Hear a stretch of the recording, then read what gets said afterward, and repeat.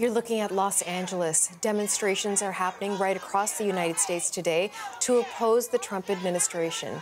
This movement is called the No Kings Movement, and it comes after days of protests over federal immigration raids, including, once again, those in Los Angeles. Organizers say rallies are happening in about 2,000 locations across the U.S. Journalist Steve Futterman has more from one of those rallies in L.A. This is one of around 30 protests that are taking place throughout the LA area today, but this is the main one. We're right across the street from City Hall, and you can see behind me, lots of people have gathered already. Don't know how many people they expect. It could be thousands, it could be up to 10,000. We just don't know. Let's take a look, though, at some of the other protests taking place around the country. Let's go first to some video. These are protesters in Mar-a-Lago, near where Donald Trump lives in Florida. So you have protests there. And let's now go back to Philadelphia. You can see some of the protests there as well. Really every major city having protests today. And let's take a look now at some protests in Atlanta, in the South as well. So they're going to get thousands and thousands, maybe hundreds of thousands when you add everyone up today at these protests around the country. Obviously focusing on Donald Trump, the No Kings moniker referring to the fact that many people here believe that Donald Trump has taken too much power over the powers that a president should have in this country. And of course, here in Los Angeles, it's sort of being combined with the anti-immigration raids, protests against the immigration raids that we've had here the last week.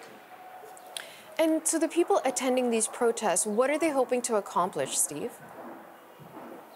Well, they, like any protest, Natasha, they want to send a message. They want to show large numbers. Much of this is optics. They want people to see that there are lots of people against Donald Trump. Now, let's go and talk to someone who's here for the first time, her first protest. This is Christina Jobert. And Christina, you told me this is the first time you've ever attended a protest. Why this one, and why did you decide to be here?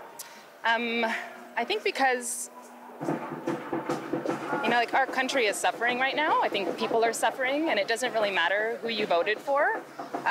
Everyone is afraid, everyone is suffering, and we're fighting, and I'm here to stand for love. I'm here to stand for compassion, for humanity, for people treating one another like humans again, rather than like animals.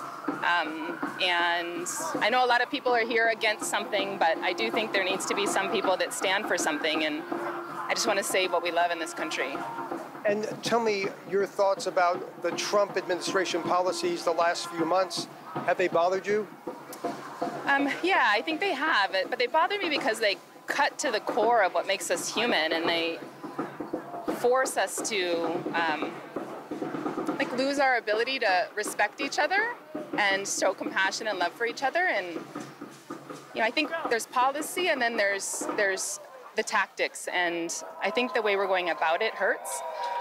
Hurts a lot of people, hurts us as humans, and then it takes away from the message overall. So that's Christina Jobert, her first protest. See what she experiences today. Now, there is a large law enforcement presence here. Like I said, across the street, City Hall, we have a large contingent of LA sheriff's officers here. And behind us, one of the streets behind us has been completely cordoned off by the LA police. So they are here to deal with any problems if there are problems. The organizers of this protest, though, have urged people to stay peaceful. Obviously, there are people with amped up emotions today, and the organizers hoping it will not devolve into any confrontations like we've had here the last week. Journalist Steve Futterman in Los Angeles.